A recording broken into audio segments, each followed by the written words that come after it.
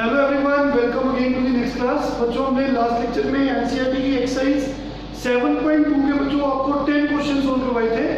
तो चलिए आज हम क्वेश्चन नंबर 11 से शुरू कर रहे हैं। एक्सरसाइज 7.2 बच्चों ये इंटीग्रेशन बाय सब्स्टिट्यूशन। तो इसके लिए हमने आपको कहा था कि सब्स्टिट्यूशन करते वक्त दो टाइप्स को ध्यान में रखना है। टाइप 1 थी इंटीग्रल f'(x) ओवर fx। इसकी वैल्यू होती है log of fx plus c। तो इसको हमने प्रूव कराया था कि fx को t पुट करो तो फिर आपके पास ये आंसर आ जाता है। तो टाइप 2 में हमने आपको बताया था कि fx है, फिर उसकी पावर n है और साथ में डेरिवेटिव मल्टीप्लाई हो रहा है। तो बच्चों इसका इंटीग्रल किसके इक्वल होता है? fx की whole power n+1 over n+1 plus c। ये दोनों ही टाइप्स हम आपको प्रूव करा चुके हैं, कुछ इनके क्वेश्चंस भी हमने सोल्व किए हैं। तो बेसिकली हमने बताया कि इसमें आपको ध्यान रखना है कि जब भी कभी किसी का इंटीग्रल कर रहे हो तो हमारे पास जिसका इंटीग्रल करना है वो इंटीग्रेंड होता है। तो हमारी कोशिश है इंटीग्रेंड के टू पार्ट्स, इंटीग्रेंड को टू पार्ट्स में डिवाइड करो, एक फंक्शन और एक उसका डेरिवेटिव। तो अगर फर्स्ट टाइप बनती है तो वो ऐसी होगी f'(x) ओवर fx। फिर हम fx को t पुट करते हैं तो हमारा सेकंड पार्ट अपने आप कवर हो जाता है। इसी तरह से अगर ये टाइप बनती है, हम fx को t पुट करते हैं हमारा सेकंड पार्ट अपने आप कवर हो जाता है। तो इस चीजों को ध्यान रखते हुए थोड़ी सी प्रैक्टिस की जरूरत है तो आपको ये एक्सरसाइज समझ आ जाती है। तो क्वेश्चन नंबर 11 है integral x over √x+4 dx with respect to x हमने इसका इंटीग्रल करना है। तो बच्चों टाइप हम बता चुके हैं कि आपको लास्ट लेक्चर में बताया था कि लीनियर और अंडर रूट लीनियर हो, जहां अकेली लीनियर अंडर रूट हो, जहां लीनियर के साथ अंडर रूट लीनियर मल्टीप्लाई हो। इन ऑल द केसेस अगर आप अंडर रूट लीनियर को t पुट करते हो तो डेफिनेटली आप किसी स्टैंडर्ड रिजल्ट पे पहुंच जाओगे। तो बच्चों this is similar type linear और ये अंडर रूट लीनियर। हमारा इंटीग्रल है x ओवर √x+4 dx। हमने अंडर रूट लीनियर को t पुट कर दिया है। तो अंडर रूट लीनियर को t पुट कर दिया तो बच्चों जैसे ही t पुट किया अंडर रूट को खत्म करने के लिए स्क्वायरिंग बोथ साइड्स, स्क्वायरिंग कर जैसे ही हम सब्स्टिट्यूशन करते हैं हम जानते हैं हम डेरिवेटिव करते हैं विद रिस्पेक्ट टू x। यहाँ पे dx लिखा है तो differentiation with respect to x, x का डेरिवेटिव 1, 4 का डेरिवेटिव 0, इसका derivative with respect to x power से 2t dt ओवर dx क्रॉस मल्टीप्लाई dx की वैल्यू मिलेगी 2t dt। तो बच्चों dx की वैल्यू मिलेगी 2t dt। हमारा क्वेश्चन है इंटीग्रल हमें x ओवर √x+4 का निकालना है। तो वापस क्वेश्चन में जाएंगे, ये आपका क्वेश्चन है x dx ओवर √x+4। तो देखिए ये पूरा इंटीग्रेंड पहले x में था, अब हमने इसको t में कन्वर्ट करना है। तो देखिए x की वैल्यू आप निकाल सकते हो यहाँ से t² - 4। यहाँ पे x की वैल्यू पुट कर देंगे, x की वैल्यू है t² - 4। हाँ जी बच्चों x की वैल्यू पुट कर दी और dx की वैल्यू कितनी है? ये थी 2t dt। Under root x+4 को हमने t पुट किया, ये t से t कैंसिल हो गया। बच्चों ये 2 को इंटीग्रल से बाहर ले जाओ तो देखिए अब हमें t² का इंटीग्रल पता है, इसका अलग से इंटीग्रल कर दो और 2 को 4 से मल्टीप्लाई कर दो और अलग से इंटीग्रल कर दो। ये सब कुछ हमें पता है, आप लोगों ने पढ़ा हुआ है। तो 2 यहाँ पे पावर 2 लगेगा, t की 3/3 8 बार है। जैसे dx का इंटीग्रल x+c होता है ऐसे dt का इंटीग्रल t+c होगा। बच्चों ये आपका आंसर है, आपको t की वैल्यू रिटर्न करनी है। तो t कितना है? t कितना है बच्चों? x+4 की पावर 1/2। तो यहाँ पे t की वैल्यू पुट कर दो। अगर t क्यूब करोगे तो इसकी होल पावर 3 हो जाएगी, तो पावर्स आपस में मल्टीप्लाई हो जाएगी। तो ये बन जाएगा 3/2 √x+4 तो this is your final answer. तो बच्चों वंस मोर, ये इंटीग्रल है, इसमें कुछ टाइप बन गई, लीनियर में एक्स, इसकी हाईएस्ट पावर 1 है, ये लीनियर है, तो ये भी लीनियर है, इसका अंडर रूट है, तो अंडर रूट लीनियर को टी पुट कर देते हैं, हमने इसको टी पुट कर दिया, फिर स्केलिंग की ताकि अंडर रूट कैंसिल हो जाए। सब्स्टिट्यूशन जब भी करते हैं तो डेरिवेटिव करते हैं, क्यों डेरिवेटिव करते हैं? क्योंकि अब क्वेश्चन टी में आ रहा है, तो dx को dt में कन्वर्ट करेगा, डेरिवेटिव। इसका डेरिवेटिव x का 1 विद रिस्पेक्ट टू x, 4 का 0, इस पे power rule 2t dt by dx, तो क्रॉस मल्टीप्लाई किया, dx की वैल्यू हमें मिल गई, ये dx की वैल्यू मिल गई। तो क्वेश्चन में ये वापस x की जगह पे t² - 4 पुट कर दो, x की जगह पे t² - 4 पुट कर दो, dx की जगह पे 2t dt और अंडर रूट x प्लस 4 को हमने t पुट किया है, t से t कैंसिल, 2 बाहर, यहाँ पे पावर रूल लग जाएगा और 2 इसके साथ भी चल गया, 2 इसके साथ भी चल गया, दो इंटीग्रल बन गए, इस पे पावर रूल, इस पे t, तो t की वैल्यू पुट कर दो वापस, you will get the answer. Very easy question. Question number 12। बच्चों ये सम्स प्रैक्टिस के साथ आते हैं, जितनी आप प्रैक्टिस करोगे आप उतनी इजीली कॉन्सेप्ट को समझ सकते हो। Question number 12, find the integral of, देखिए x³ - 1 whole power 1/3 into x raise to power 5 dx। तो देखिए I इक्वल्स टू, ये आपको इंटीग्रल गिवन है। तो बच्चों क्वेश्चन में जिसका आपको इंटीग्रेट करना है उसको इंटीग्रेंड बोलते हैं। तो इंटीग्रेंड के दो पार्ट्स फाइंड करो, जिसमें एक पार्ट में खुद फंक्शन हो और एक पार्ट में उसका साथ में डेरिवेटिव हो। तो डेरिवेटिव साथ में भी हो सकता है और डेरिवेटिव ऊपर भी हो सकता है। हम ये बता चुके हैं, दो टाइप होती है, टाइप 1 में डेरिवेटिव ऊपर होता है और सेकेंड टाइप में डेरिवेटिव मल्टीप्लाई होता है और साथ में इसकी पावर होती है। तो क्या ये टाइप 1 से हो रहा है कि टाइप 2 से? ये टाइप 1 है, तो टाइप 2 से ये क्वेश्चन सोल्व करने जा रहा हूं मैं।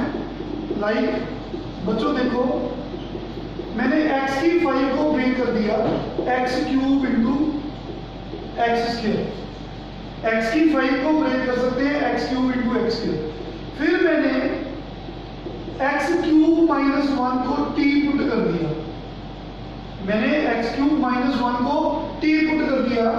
जैसे ही t पुट किया मेरे को डेरिवेटिव करना है विद रिस्पेक्ट टू x, ये आ गया 1 का 0 और t का derivative with respect to x dt by dx। तो देखिए dx को x² के साथ ले गया, 3 को dt के नीचे ले गया। तो क्वेश्चन में वापस चले जाओ, इंटीग्रल बिकम्स, या आपने यहाँ पे टी पुट किया है, इससे ऊपर के स्टेप पे जाना है आपको। देखिए ये क्वेश्चन है आपका x³ - 1। तो बच्चों कैसे पता लगेगा कि स्टेप्स कैसे चल रहे हैं, वो आपकी प्रैक्टिस है। जितनी आप प्रैक्टिस करोगे उतनी क्लैरिटी होगी। x³ - 1 को हमने टी पुट किया, इसकी होल पावर 1/5।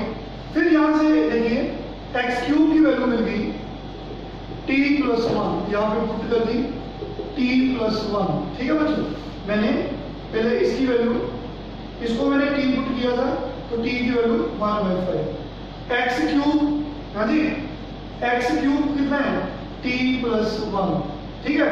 और x² dx कितना है, x² dx की वैल्यू dt/3। तो ओपन द ब्रैकेट्स, t की 1/5 को t से मल्टीप्लाई करो, when the basic are same powers are added। तो बच्चों 6/5 आ गया, तो t की पावर 6/5, t की 1/5 को 1 से मल्टीप्लाई किया, ये 3 सबके नीचे है, बाहर ले जाओ, कांस्टेंट है। तो बच्चों देखिए कुछ ऐसा बन गया। तो यहाँ पे t की 6/5 का अलग से इंटीग्रल और 1/3 को t की 1/5 के साथ ले जाओ, अलग से इंटीग्रल। तो फाइनली यहाँ पे पावर रूल लगेगा। पावर रूल क्या होता है, इंक्रीज दी पावर बाय 1। जैसे ही इंक्रीज पावर रूल लगाया तो आपके पास 11/5 आ गया, यहाँ भी 11/5 आ गया, प्लस 1/3 पावर रूल लगा दो, तो यहाँ पे 6/5 आ गया और नीचे भी 6/5 आ गया। तो बच्चों लास्ट स्टेप इज क्या बनेगा last step? It is equal to, देखिए 5 ऊपर चलेगा 5/3, हाँ जी 5 ऊपर और 3 11 से मल्टीप्लाई हो गया तो 33। तो t की वैल्यू कितनी है? t की वैल्यू ये x³ - 1, इसको t पुट किया तो t की वैल्यू वापस रिटर्न कर दो। तो देखिए इसकी होल पावर 11/5 प्लस ये बच्चों 5 ऊपर चल गया 6 3 18, 5/18 t की वैल्यू कितनी है? x³ - 1 whole power 6/5। This is the answer. तो एक बार फिर समझा रहा हूं। तो ये क्वेश्चन है जिसमें मैंने x³ - 1 की हेल्प से पता कर लिया कि x5 को ब्रेक किया जा सकता है x³ और x² में, क्योंकि मेरे को पता है कि अगर x³ की बात करूं तो x³ का डेरिवेटिव 3x² होता है। तो दैट्स व्हाई मैंने x³ - 1 को t पुट किया। 1 क्यों लिया? क्योंकि कांस्टेंट का डेरिवेटिव 0 होता है। तो बच्चों हमारा टारगेट क्या है? ये पूरा x वाला जो टर्म है ना उसको t में लाना है। तो x³ - 1 को t पुट किया। जब भी t पुट करोगे डेरिवेटिव करना है तो डेरिवेटिव कर दिया, क्रॉस मल्टीप्लाई कर दिया, 3 को नीचे ले गया, फिर क्वेश्चन में वापस आ गया, जहां पे t पुट करते हैं उससे ऊपर स्टेप पे जाते हैं। तो x³ - 1 को ये आपका इंटीग्रल है, इसको आपने t पुट किया, इसकी पावर 1/5 और इसको भी तो t में लाना है तो ये यहां से लाओगे t + 1 और x² dx देखो बच्चों dt/3। तो क्या ये पूरा क्वेश्चन t में बन गया? बिल्कुल बन गया। तो अब फायदा क्या हुआ? यहाँ पे कोई फायदा नहीं होगा था क्योंकि पावर 1/3 है। अब आप जैसे ही ओपन करोगे, इनको ओपन किया, मल्टीप्लाई किया, बेसिस है पावर है, इसको मल्टीप्लाई किया तो बच्चों 1/3 को बाहर ले लिया। कहने का मतलब 1/3 को इसके साथ भी ले लिया, 1/3 को इसके साथ भी ले लिया। तो यहाँ पे power increase the power bye 1 divide by increase power, यहाँ भी पावर हो, फिर सिंप्लीफाई किया, t की वैल्यू वापस रिटर्न कर ली, करना आंसर। बाकी जितनी प्रैक्टिस करोगे उतनी ही कांसेप्ट की क्लैरिटी होगी। Question number 13, find the integral of, हाँ जी बच्चों, 1 integral of x² over 2 + 3x³ whole cube dx। तो देखो बच्चों सीधा सीधा हिंट मिल रहा है, x³ का डेरिवेटिव जब करोगे तो 3x² आ जाएगा। तो मैं थोड़ा सा और भी एक स्मार्ट वर्क कर सकता हूं, आप भी कर सकते हो। तो देखिए x² का इंटीग्रल क्या होता है? x³/3। इसका इंटीग्रल ये होता है तो इसका मतलब इसका डेरिवेटिव ये होगा। तो इसलिए मैंने x³ को t पुट करूंगा तो बच्चों मेरे पास x² आ जाएगा। लेकिन अगर मैं सपोज ये पूरी चीज को t पुट करता हूं तो बच्चों इसका डबल फायदा हो गया। डबल फायदा क्या हो गया? इस कांस्टेंट का डेरिवेटिव तो 0 होता है, हाँ जी, ये 3 एज इट इज, इस पे पावर रूल t का dt/dx। तो बच्चों we have 9x² equal to dt/dx। Cross multiply करेंगे, 9 को dt के नीचे ले जाएंगे, यहाँ पे t पुट किया, इंटीग्रल का नाम i रख दो, वापस i में चल जाओ, कितना है? x² dx over 2 + 3x³ whole power 3। तो देखिए हमने x² dx की वैल्यू तो निकाल रखी है, dt डिवाइड बाय 9, ये 9 बाहर चल गया और इसको हमने t पुट किया तो t की पावर 3 होगी। तो जब भी पावर नीचे हो तो उसको ऊपर ले जाओ। तो पावर रूल क्या बोलता है? इंक्रीज दी पावर बाय 1, इसमें मान ऐड कर दो, डिवाइड बाय इंक्रीज्ड पावर, तो ये -1/18। तो t की -2 को पॉजिटिव करना है तो t को नीचे ले जाओ, t की स्क्वायर होगी। तो बच्चों फाइनली आपको t की वैल्यू वापस देनी है, तो 2 + 3x³ और उसका whole square plus c। This is the answer. तो बच्चों हमने 2 + 3x³ को t पुट कर दिया, क्योंकि मेरे को पता है अगर इसको t पुट करूंगा तो बाकी का पार्ट डबल हो रहा है। देखिए ये टाइप कुछ ऐसी बन रही है, रिलेटिवली कुछ ऐसी बन रही है, तो मैंने इसको t पुट किया क्योंकि मेरे को नजर आ रहा है कि इसका डेरिवेटिव ये पार्ट कवर कर देगा। तो जैसे ही t पुट किया, डेरिवेटिव किया पावर रूल से, फिर क्रॉस मल्टीप्लाई किया, 9 को नीचे ले गया, फिर इंटीग्रल में वापस आ गया, x स्क्वायर dx को dt/3 लिख दिया, इसको बच्चों मैंने t वापस दे दिया, तो इसको पावर रूल लगाने के लिए t की -3 increase the power bye 1 divide by increase power, ये माइनस ऊपर चल गया, नेगेटिव पावर को पॉजिटिव करना है तो t नीचे आ गया, t की वैल्यू वापस पुट कर दी, this is the answer, it completes the question, very easy question. Question number 14, find the integral of 1 over x log x raised to power m, very easy question, given that x is greater than 0 find the integral with respect to x। बच्चों log हमेशा positive numbers का होता है तभी उसमें ये चीज लिखी है बस, और कोई मतलब नहीं है, सिर्फ बताने के लिए, तो इसमें कंफ्यूज नहीं होना। तो क्वेश्चन है i इक्वल्स टू 1, हाँ जी, ये 1 ओवर x को मैं ऐसे लिख सकता हूँ, बिल्कुल लिख सकता हूँ, क्योंकि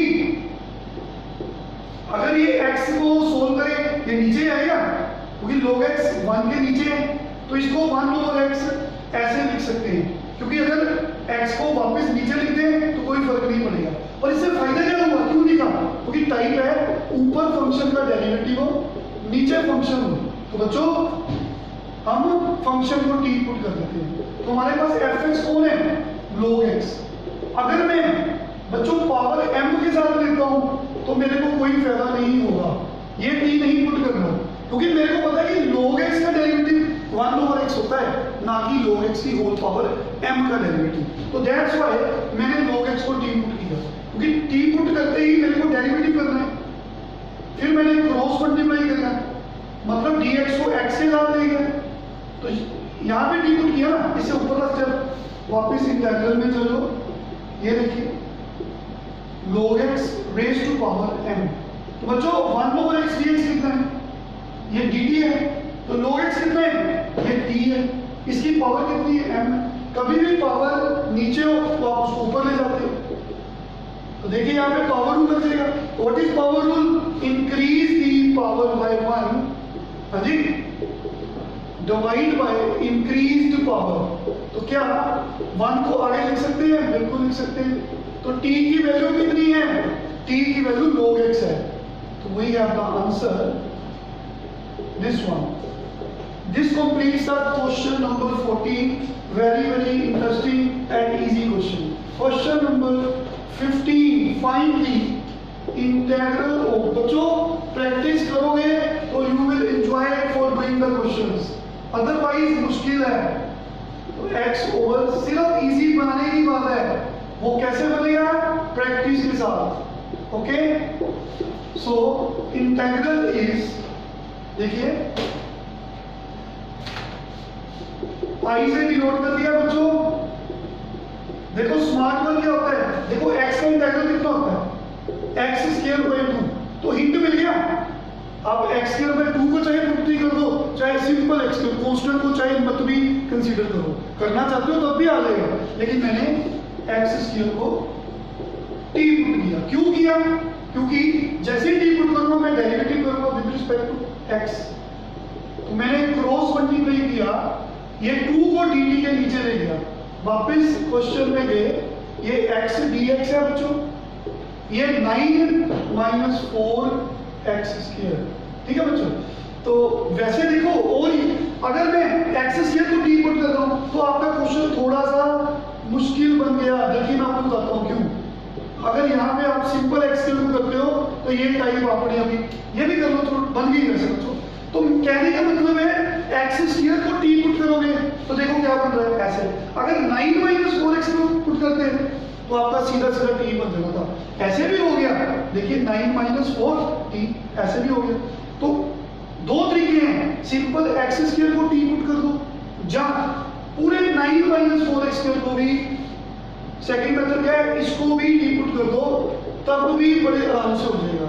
हमने x स्क्वायर को t पुट किया, फिर डेरिवेटिव किया, क्रॉस मल्टीप्लाई किया, 2 को नीचे ले गया, क्वेश्चन में वापस आ गया, x dx की value dt/2, 9 as it is, 4 as it is, x square को t पुट किया। पर यहाँ पे हम जानते हैं 1 ओवर x का इंटीग्रल log x होता है, log mod x होता है। और अगर मैं x को ax प्लस b में चेंज करता हूं, हम जानते हैं तो फार्मूला चेंज हो जाता है और डिनोमिनेटर में x का कोफिशिएंट आ जाता है। इन द सेम वे अगर मैं 1/t का इंटीग्रल करता हूं तो it is log mod t। लेकिन अगर मैं जैसे x को चेंज किया ऐसे ही अगर मैं t को चेंज कर दूं at प्लस b में तो फार्मूला चेंज हो जाएगा कुछ ऐसे और डिनोमिनेटर में a आ जाएगा। आई होप क्लियर सबको। तो बच्चों ये टाइम देखिए -40 प्लस 9 है, इसको आगे लेंगे इसको पीछे। तो देखिए ये 1/, ये देखिए 1 a की जगह पे कौन है, a की जगह पे बच्चों -4 है, b की जगह पे कौन है 9 है। तो इसका फॉर्मूला कह रहा है कि आंसर क्या आएगा इसका log, देखिए ये ओवर है ना 80 plus b over a। I hope समझ लगी सबको।